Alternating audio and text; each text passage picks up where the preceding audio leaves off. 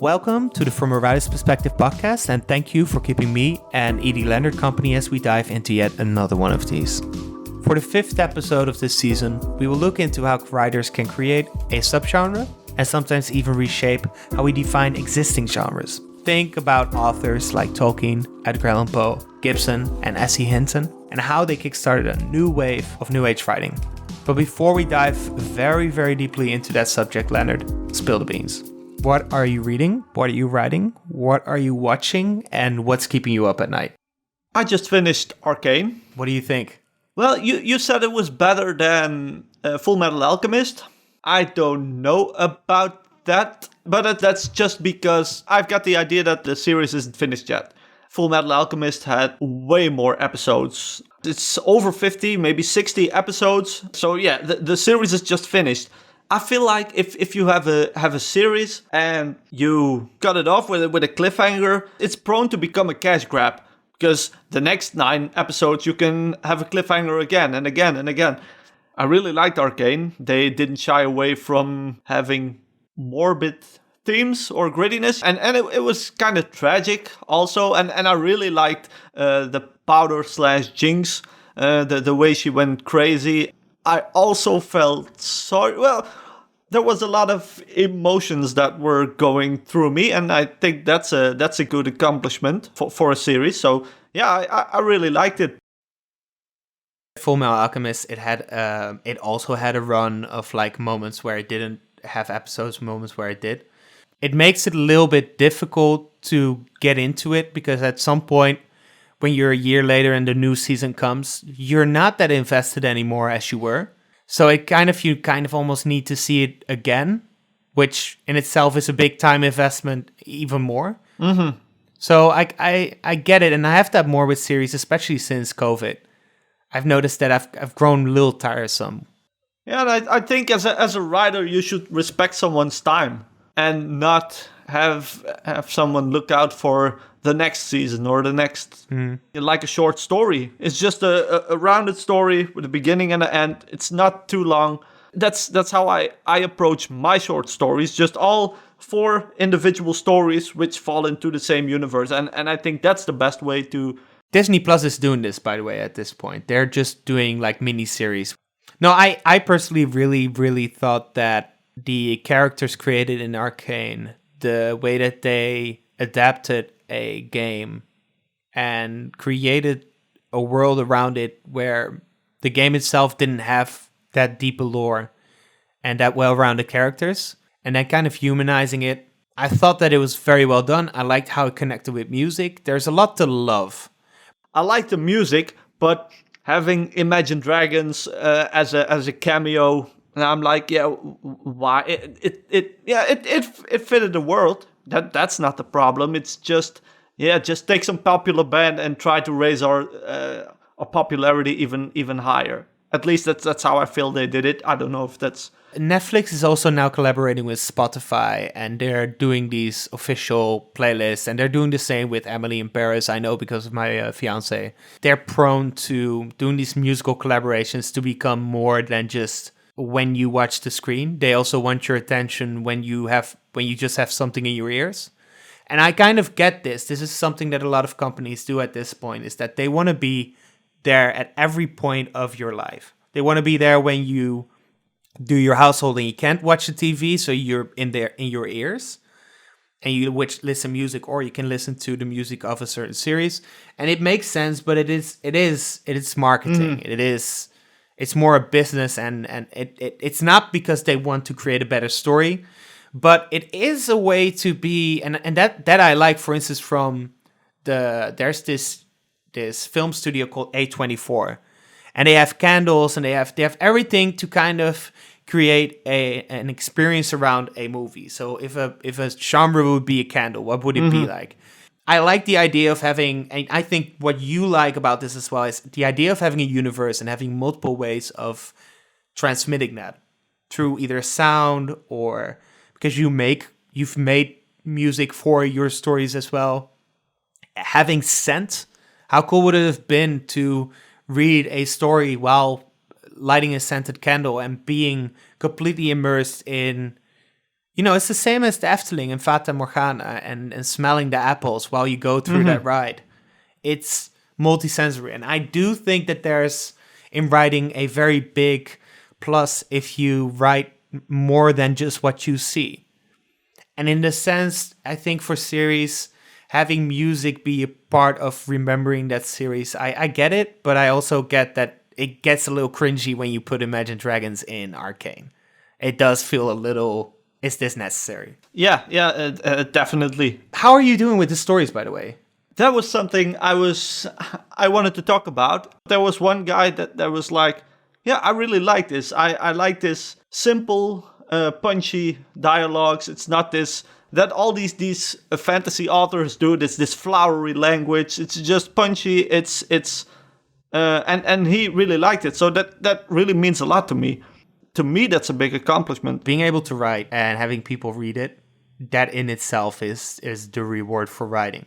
Yeah, and having people like it, because if if everybody reads and is like, I don't like it, you should give up. That would be very demotivating. But I submitted my first short story in a new genre, magicless fantasy. I think that brings us to the subject. How is a genre or a subgenre created? That's the thing. Like when we're looking, for instance, at someone like a Tolkien, we take for granted that is now fantasy. But so much of what is now seen as fantasy as a standard is that if you start a fantasy story, you think about, these components it needs. I think Tolkien is the Kickstarter of that. He kind of set the template a little bit. As the same way as Edgar Allan Poe, for instance, did for the detective story, or the Agatha Christie's and those kind of things. Yeah, and horror. Poe is really diverse. He set the tone for... He helped H.P. Lovecraft, of course, create his paranormal horror side, which in tune then influenced Stephen King, which we know the impact of that. I think that's interesting because a lot of people say that there's nothing new under the sun. And I think that's the laziest expression that you could ever state, because you're basically giving up in trying to create something original. And sure, there's the 7+ story, which we'll talk about a little later, but we've also talked about in, I think, the Star Wars episode. Mm-hmm. I think that it's interesting that there's still ways to redefine the way we look at a genre and what we need from it. Yeah. Shall we dive into fantasy first? I think that's a good idea, a good starting point. For me, as a fantasy lover, Tolkien shaped fantasy. I think that Tolkien shaped fantasy as we see it now, because that's the thing. Would you see Arthurian legends as fantasy? It's hard to explain. You have all these different subgenres. I think legends are something that are Christian, that have Christian elements in them, whilst mythology is something like the Nordic mythology, or it doesn't really have a Christian element to it. And then there's sagas, which is something similar but not exactly. I don't know the exact definition, but Tolkien, he didn't want to invent a new genre, but what he wanted to do was create a mythology. Yeah, what he wanted to do is create folklore for the English islands. Not even folklore. It was really the Norse or the Celts or everything that inhabited Great Britain had their own mythology, but Great Britain as a nation or as an island, they didn't. So he wanted to create it for Great Britain. Because a lot of his elements were not unique. Mm-hmm. You had elves or dwarves in Nordic mythology. Hobgoblins, those kind of things. Yeah, and I think orcs is something he truly created. They didn't exist before. But those are kind of very similar to... They're a variation on goblins, no? Yeah, I think as a linguist, he wanted to distinguish orc or uruk, the Uruk-hai. It's something I don't know this for sure, but I think orc is a translation of Uruk-hai. I find it fascinating that he accidentally created a new genre, which inspired a lot of... which a lot of people latched onto. Well, what I find very fascinating is that, similar to stories like Brave New World and 1984, there is a presence of war in Tolkien's story. And he was also, he was part of a war and experienced something like that. And he wanted to put the horrors of war into a story as well by combining all these fantastical elements, which later we now see as the sort of template for fantasy, and then combining that with war and with desire and with power and politics and those kind of things. It created this very mature version of, because I think also before that, most of the fantastical stories, they were more kids' stories. I think fairy tales. A lot of the real fairy tales I've read, I especially read all of the fairy tales of Hans Christian Andersen, but there's not a lot of elves in them. Mm-hmm. I think our perception of elves or fairy tale, I don't know if that's the right conclusion that we can make, but... Okay. And the thing that I find interesting in that is that we have a perception of how this evolved. And I never, I didn't live in that time, so I don't know. I haven't researched a lot of that time, so I don't know a lot of the time as well. I think that's more your area as well. But I think the idea of what we have of like how fairy tales existed and what we link to it, it's also a lot of the things that we find back in Tolkien. And I think the idea of what we now see as fantasy, it's grown so much from all the things that Tolkien has introduced. And that I find interesting, because then if you look at like someone like a Robert Jordan, how does he take on the tropes that Tolkien created, and how does he continue that? I've read the first 5 of Wheel of Time, but at a certain point, you're just going to diverge from a genre. Oh, yeah. So, for example, Robert Jordan is one I can think of who was like, I see what Tolkien did, but I'm going to stray away from the orcs. So instead of using orcs, I'm going to make Trollocs. Yeah. Which is basically the same canon father exactly. of Tolkien. Yeah. It's orcs or goblins. And just have... What if a chosen one was born somewhere in rural middle America, I believe, where he grew up. So, he kind of got away from the dwarves and elves, but still had the fantasy elements. And still had a lot of magic in it. He really focuses on magic. Which is, again, I think that is something that you see coming back in a lot of the fantasy elements that were even pre-Tolkien. I mean, we had in Arthurian legends, you had magic as well. Yeah, I think magic is something dates back to Sumerian mythology. Magic is really old. Going back to explaining things that you just can't explain because you don't have the science for it, so you make it. It's the same as Thor and those kind of things. But I think that's interesting, because then when we talk about magic and we're talking about how can you, if the nothing new under the sun, how can you then recreate redefine magic? Look at Harry Potter. And latching young adult to fantasy, and then, that in itself becomes something very new that a lot of, you have Peter Jackson, you have... Peter Jackson's the director from Percy Jackson. Again, they're trying to do something new with mythology built in, but it's funny how these genres, they, like... J.K. Rowling's really did recreate something new where young adult became a big thing, a big selling point again. And that all the books all of a sudden had to be. And I think that's the same with all of a sudden The Lord of the Rings has such a big popularity that there needed to be so many writers who needed to do fantasy, even sci-fi being very, very influenced by fantasy, which we talked about before, I guess. And I think that's, as a writer, that... Well, you don't always have to invent something new. Oh, no. 99.99% of the stories which are great are just a copy of something that's been done before. And just done very, very well. Yeah. And if you want to really create something new, then it's probably combining genres. So, for example... the combining horror with fantasy and creating dark fantasy or grimdark, or George R. R. Martin and Robin Hobb. Yeah, you got high fantasy, epic fantasy, low fantasy, you name it. And that's the thing, that when we started our story, we didn't really try to create a new genre, but we didn't like something about the genre. Can we write a fantasy that has no magic in it? That's something I personally haven't seen up until this point. A fantasy series without magic. But yeah, I haven't read everything, so Kind of explain as well why we wanted to do that, because I think that's very important. It's not because we wanted to create, of course, a new genre, but it was that we found that it was too Deus Ex Machina. yeah, magic, in my opinion, is really easy. Just have a situation you can't escape, magic.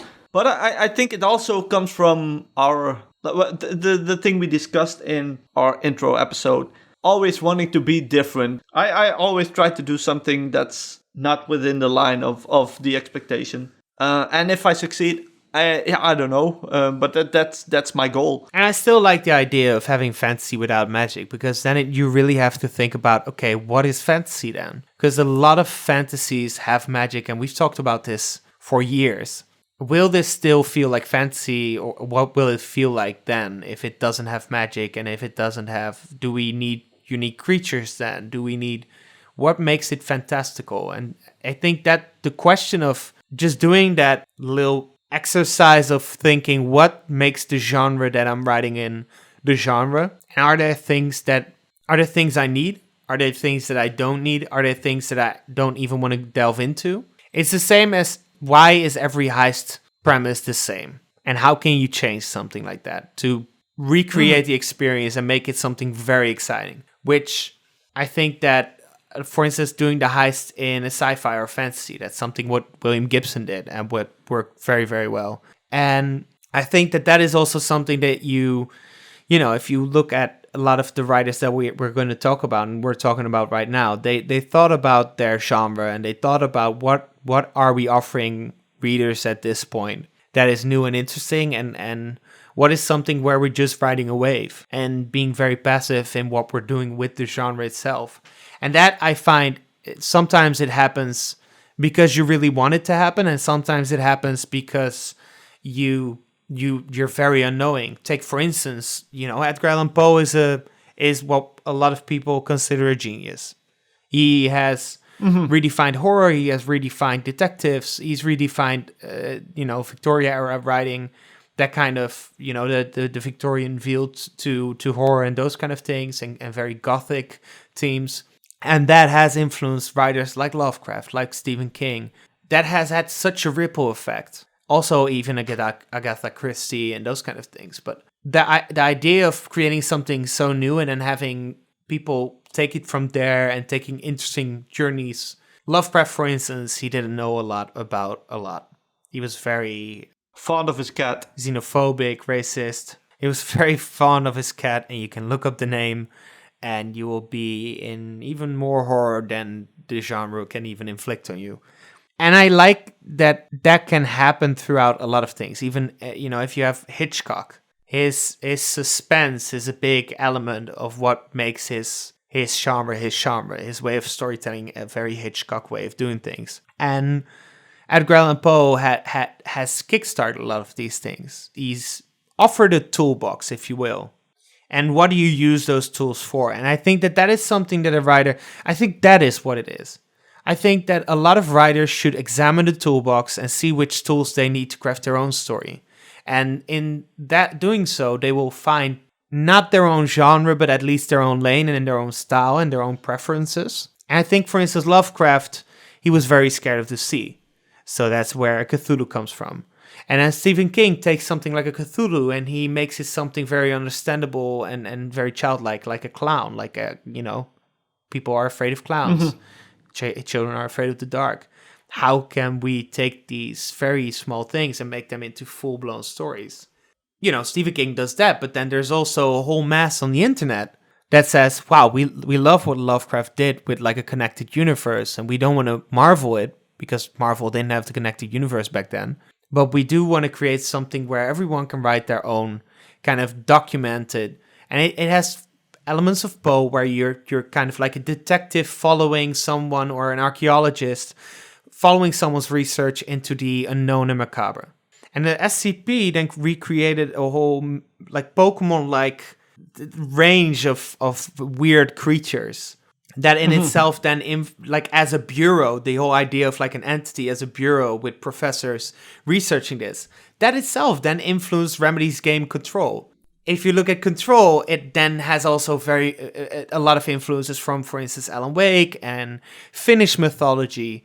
And I find it super fascinating how, you can go from someone like a Tolkien who then inspires a whole wave of fantasy and different branches. And it's like a tree that just keeps branching all other ways into. And Poe has it as well, where he's evolved, he's set up horror in such magnificent ways where people like a Lovecraft to Stephen King to people on the internet, they can manifest into that and see that toolbox and take tools out of it and recreate something completely new that doesn't rely on, for instance, cheap jump scares or cheap templates or, a lot of these horror movies is why we think horror can sometimes be very cheap. But if we look at the suspense that Hitchcock brings and how Stephen King takes that, or how Lovecraft takes, sci-fi and makes it something that horror because he doesn't understand it. Like he didn't understand how an air conditioning worked. So he thought that people would become very, like, I think ghoulish or something. He makes this horror thing, and that I think that is funny, that him being very scared of the sea spawns this incredible creature like Cthulhu that people latch on because they just, I don't know, cultish, find it fascinating. But it is because if you read these stories and especially when they get connected and they have like a lot of mystery around them, what is it? Yeah, it's something that there's so much more that can be done in that space. And the same as fantasy and the same as sci-fi and the same as because you actually got me started on Poe. How did you actually get to reading Poe? There's this Dutch publisher who publishes 100 of the best books in world literature, which goes from Don Quixote to Dante, Divine Comedy, to James Joyce Ulysses, probably all the works of ancient Greek authors, and Poe was one of them. So I'm a collector and I got my hands on the book. I don't really remember all his short stories, but yeah, probably if I read some Wikipedia article, then it will come back to my mind. But yeah, of course, there's the Raven, the Red Death, I believe. But I think he started with the what's his name again? Dupin, I believe. This detective, and I think this detective inspired Lovecraft. With his, I believe Lovecraft used multiple, but just the idea of a detective writing his notes down is something that stemmed from Poe, I believe. And that basically creates noir. And what do you think? Why do you think that the internet latches onto that so heavily? I think it's a part of fan fiction, maybe, and fan fiction as in fan of the genre, and it's just wanting to continue something you love, I think. What it kind of also reminds me of is that back when you used to be very bored at school and you used to be in your computer, you would have these. For instance, you had the Zest riddle. You had all these mysterious things. You had creepypastas and those kind of things. And I think that having something, discovering something that feels macabre and wrong, as if it's a hidden secret thing, I think it's also a zeitgeist thing that we had the X-Files, we had a lot of these. I think even the internet in itself was this very dark and confusing thing, because all of a sudden you got to discover things in the world that you just didn't understand, and you had to give that a place. So then we take this to other genres. Well, first of all, if you're a writer, you're interested in a genre, and probably more genres. So what you can do, you can merge, for example, two genres. Then there's these 7 basic plot theories. So you can probably also take 2 of them and merge them together. So there you have 4 elements you can already merge. Then there's your own experiences, which you can put into that. Like for example, Tolkien, who was interested in Old English poetry, mythology, Christianity, philology, place names, archaeology, calligraphy. He just had so many, and then the war, of course, which his fear of spiders, for example. Everybody has their own personal pot to stir in. For example, your story, the Marquin story. Yeah, the influence of ADHD, for instance. Yeah, you start with, I want to write a fantasy. Then you choose a setting. We've been to Marrakesh. You researched a lot of this, the Berber culture and maybe more. You can explain that. Yeah, Egyptian. I think what happened there is that I talked about the Legend Village and having the monster map, but I also had like a whole folder full of things about Egyptian culture and history and mythology. Again, what you said, you have a pot to stir in. Yeah, it's a combination of all your things. And yeah, like you said, your ADHD. Well, I couldn't explain ADHD because I don't have ADHD.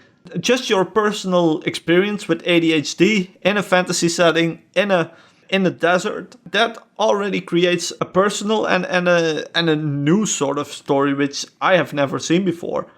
Just a culmination of your own experiences, your own interests, and that's all you really need to shape a new genre, or at least a new subgenre or a unique story. The way that I see it, and I'm going to come with an analog that I think applies to this well, I like cooking. And I know that if you take a few ingredients and you stew them together, you get a stew.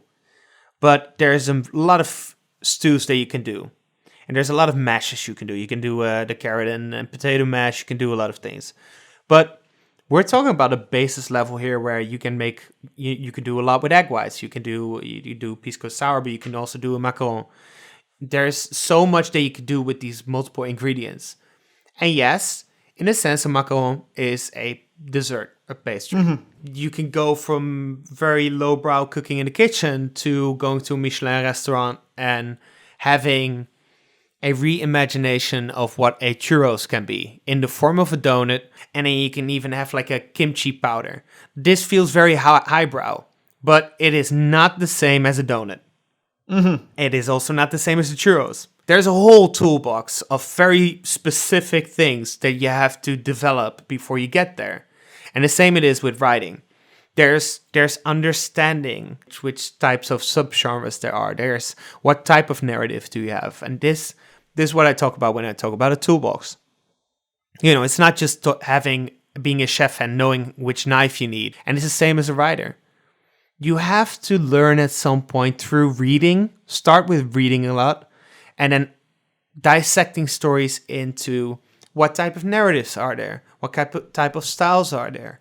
What tools can I take from this? And what patterns do I see that I can learn, master, and then break? I think that's the thing that, for instance, also George R. R. Martin and Robin Hobb did. They saw fantasy and they realized that having magic as such an incredibly big part of it, it can be very restricting. And it can be part of, like, you can make it part of something more instinctual. I think that's, for instance, what you see in Robin Hobb with being able to know what the animal thinks.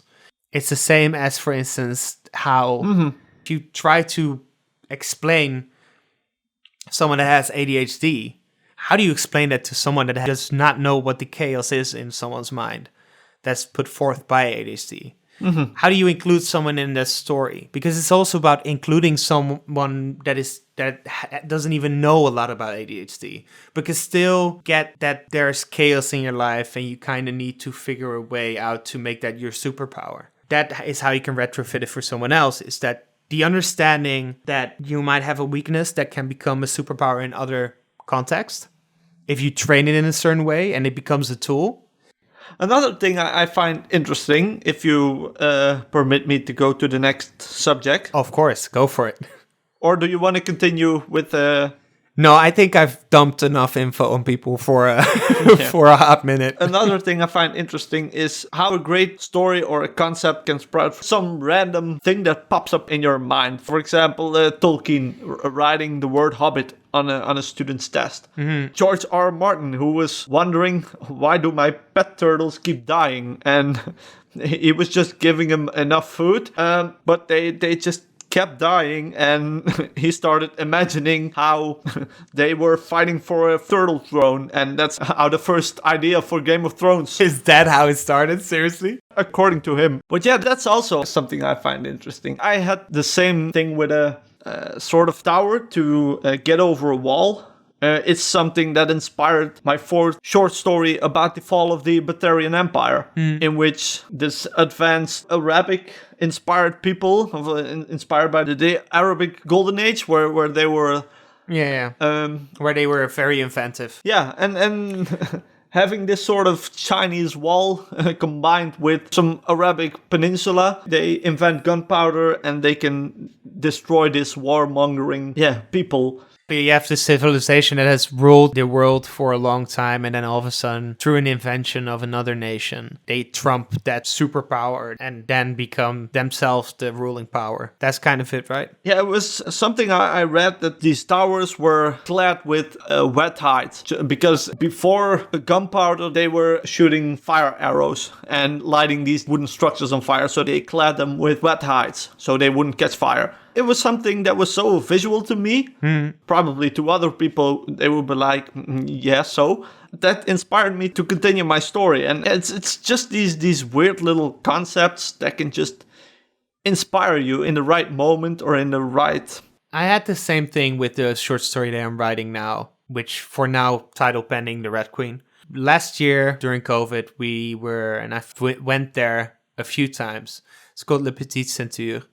It's basically translated to the Little Belt in Paris. And it's this old railroad network that is not connected.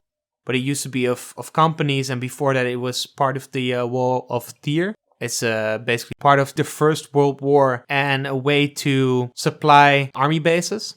Now, what I found interesting is you can still walk this, but you have to break into parts of it to find the most beautiful parts of the Petite Ceinture. But it's completely abandoned. It's overgrown. Don't do this, people. It's illegal. Yeah, no, don't do unlawful things. Yes, it's very illegal. But walking through that and knowing that there's Paris above you, but then you're in this silent bubble that nobody really realizes is there. I found that a very interesting story to combine with smuggling someone inside, because I had this idea of worlds that live in domes because the air through pollution has become so toxic that like cities had to be encapsulated in domes. And smuggling someone through this kind of forgotten area where you realize that the world around you is living, but you're kind of in this bubble.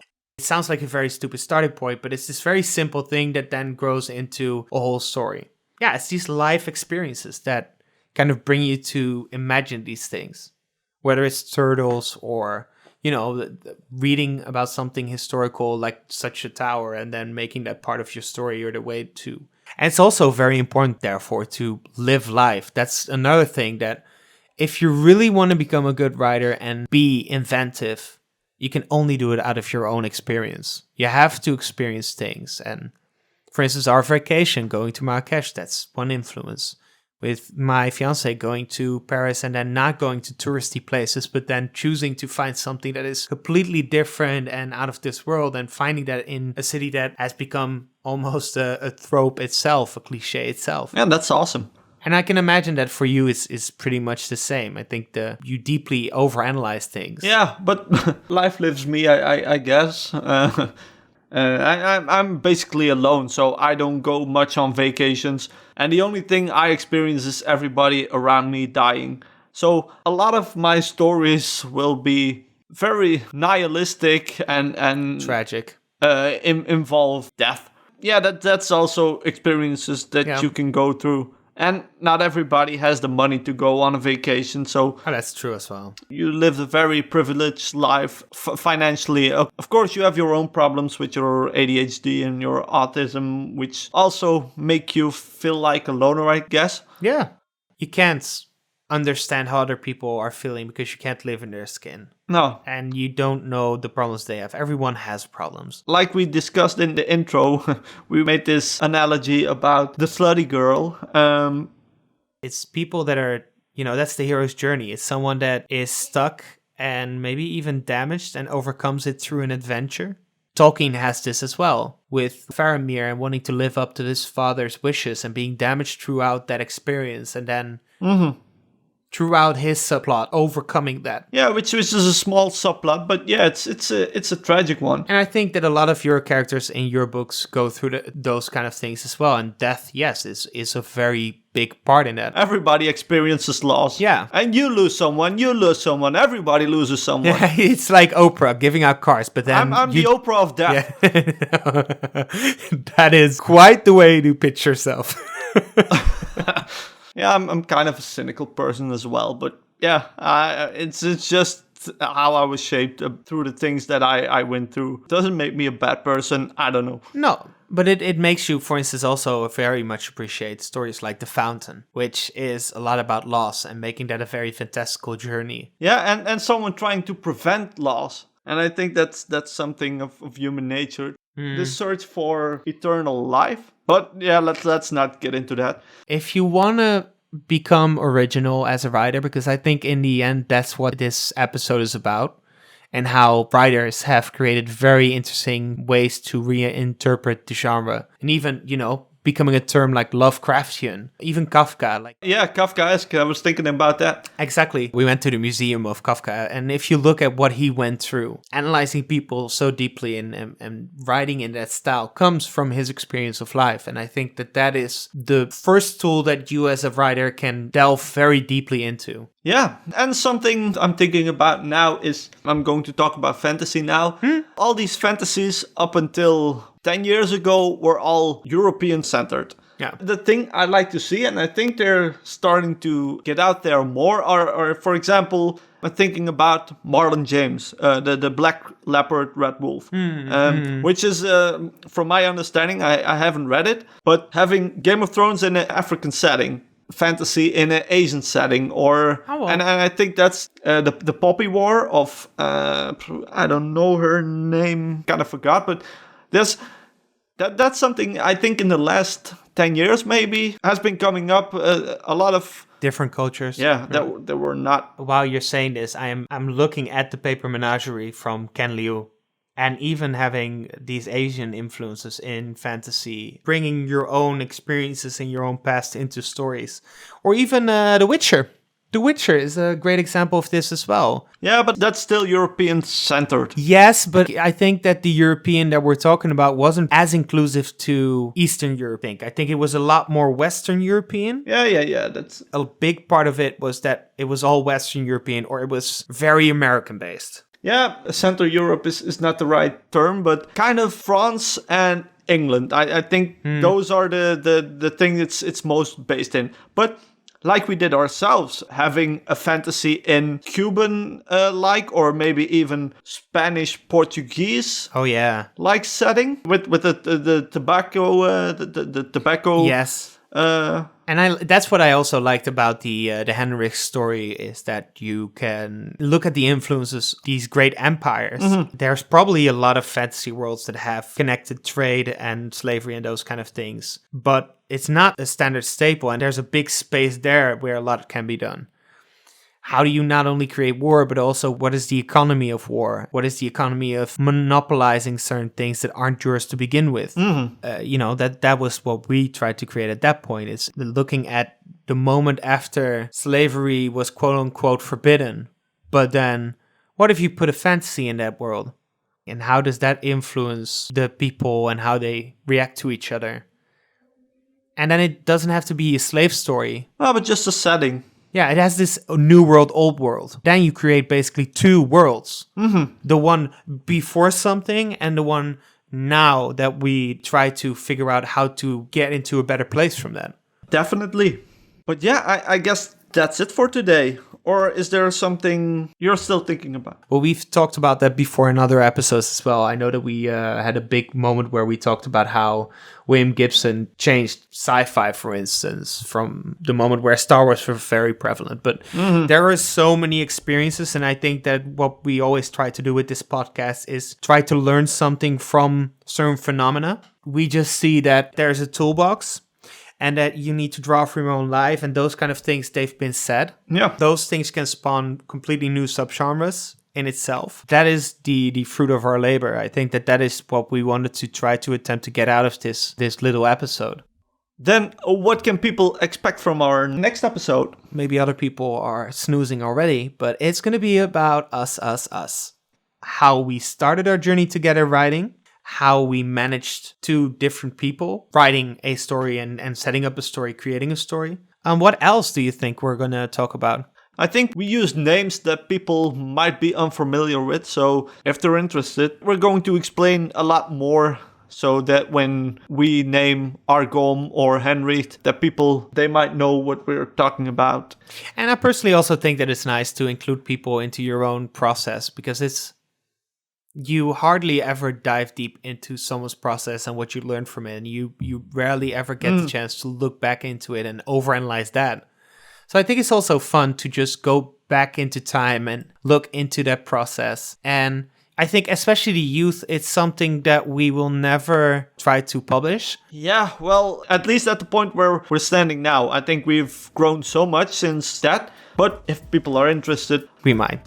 Now, these are our thoughts. Of course, we would love to continue this discussion with you in the comments. If you enjoyed the video, consider liking it and perhaps even subscribing to our channel. This will help us understand what people like and create better content for you as the listener. And if you like fantasy in general, you can check out my latest short story on talesofesses.com. You can find a link in the description. This was From a Writer's Perspective, and see you in the next one.